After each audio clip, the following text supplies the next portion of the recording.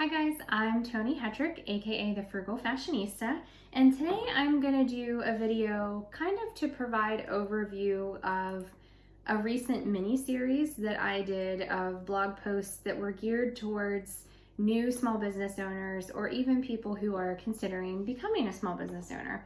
I was just thinking the other day that I often am too busy to sit down and really read a whole heck of a lot of anything. However, I try to take advantage of pretty much every waking moment of the day that I can.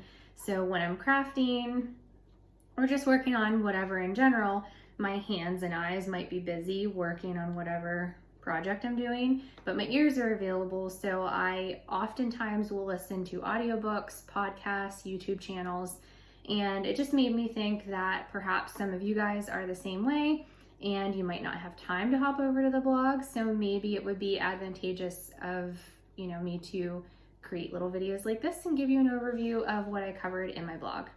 So having said that, I did kind of a mini series, like I said, geared towards new small business owners or people who are considering becoming small business owners. And I did this because I belong to a lot of social media groups, and I was seeing a lot of posts from people that were questions, and some of them kind of asking for opinions on certain situations that they're finding themselves in, or even people just ranting or venting about something that they've experienced. So I guess because I am so passionate about my own business and I've been doing it for a while, there's something inside me that just makes me really want to have a conversation. And I thought if my experiences can help anybody in some way, then it's totally worth it to sit down and write a blog post or do a video to help out some people. So having said that, my very first blog post of the mini series was titled How to Look Like a Pro at Vendor Events. And I guess before I really go much further, I will give you my definition of a vendor event because we all use different terminology for things. But for me, a vendor event is kind of a pop-up shopping opportunity that you typically see in your local community. So for example, it's pretty often that churches will host like a Christmas bazaar, and they invite vendors, crafters, a lot of direct sales people to come in and set up for a few hours or a day or a weekend, and then they invite the community to come in and shop with them. It's typically geared towards a holiday or some type of fundraiser. So that's what I consider vendor events. There are also larger things that are like festivals or fairs, but you get the idea of what I'm talking about. So for my personal business, I have had a significant amount of experience with vendor events. I would say for probably my first 10 to 12 years, that was really the only way that my business was out there. I primarily just set up at vendor events and sold my products there.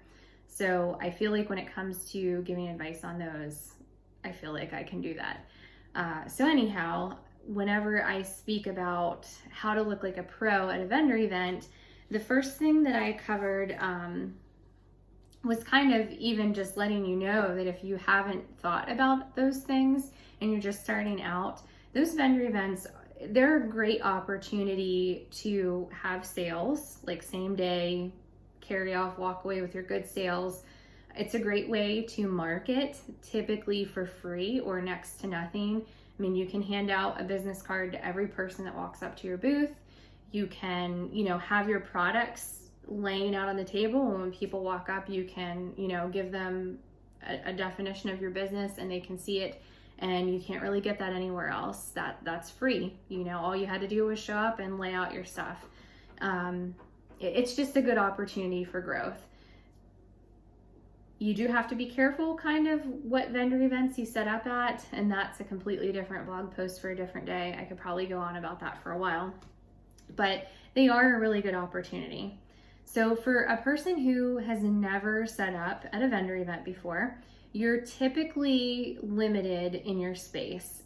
At best, you might have a 10 by 10 square space, but most often at the smaller community events, you will have space for like one 6-foot table or an 8-foot table. So I strongly suggest that you invest in folding tables. And the reason why I say this is a lot of places do not provide tables to you. They will tell you the amount of space that you're allowed to take up, but they might not provide a table. So when you are applying to be a vendor somewhere, that's definitely a question that you want to ask. Typically for me, I just always packed tables anytime I had a vendor event. That way I was prepared. You might not have that space in your vehicle, so it might just be easier for you to ask.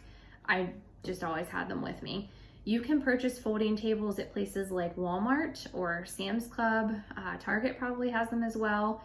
Initially, you might be a little bit stunned. I think the smaller 6-foot tables at Walmart are like $35 to $40. But I will tell you, people, they go through some wear and tear. I mean, I have never so far had to replace a table. So I've had the same tables for 12 years probably. And I mean, the tops get dirty, but other than that, they are incredibly durable. And you can use them for other things. I mean, if you have a picnic or, a family event, you can use them for that too. So it's a good investment. So definitely invest in some folding tables. After the folding tables, I strongly suggest purchasing some professional style tablecloths, some table coverings. You can totally get away with buying the plastic ones from Dollar Tree. I did that for quite a while, but I will tell you, you can purchase some very nice fitted tablecloths from Amazon for like $10, and they will look 1,000 times better than the crappy plastic ones that you get that are literally you use once and throw away. So my mind was kind of blown when I found the really nice tablecloths and that they did not cost that much money. My table went from, really looking like a table at a craft show to something that you might, expect at a trade show. The table covering makes a huge difference.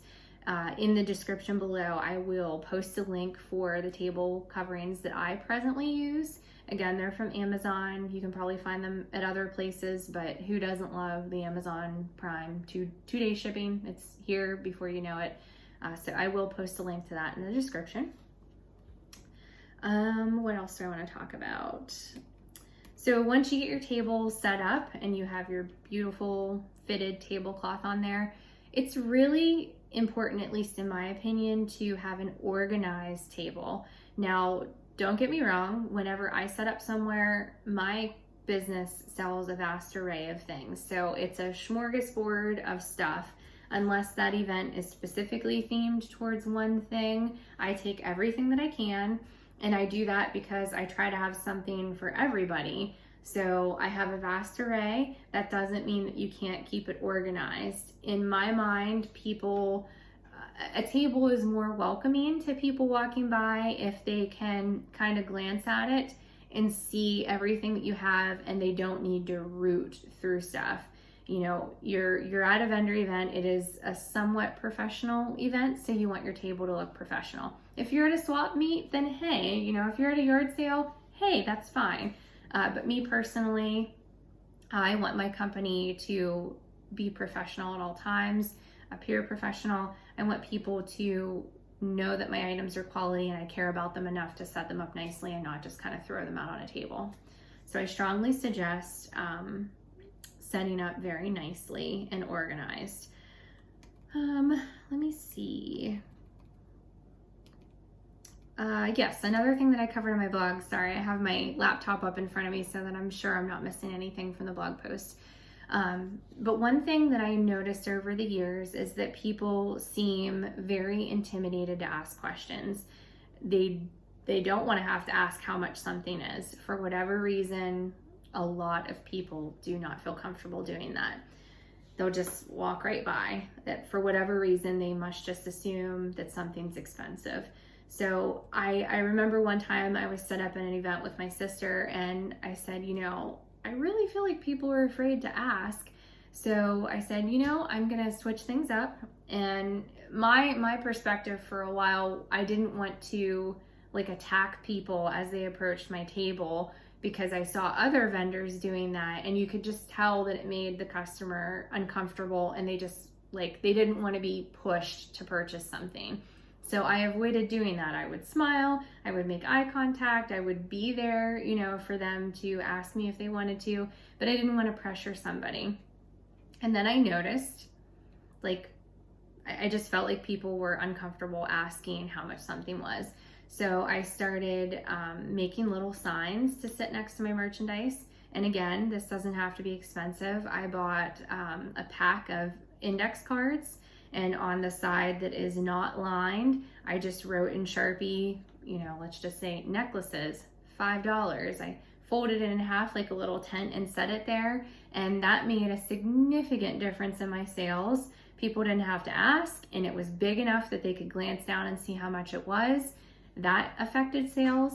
And then I also made the decision that I was going to say hello to every single person that I could that approached my booth.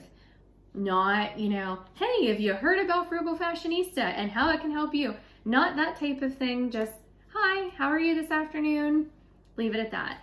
That made another significant difference. I think the fact that I just wasn't super sales pitchy, they automatically felt comfortable. It made a significant difference in my sales. And then I could say, hey, if you have questions about anything, just let me know. I will let you be. I'll stand here.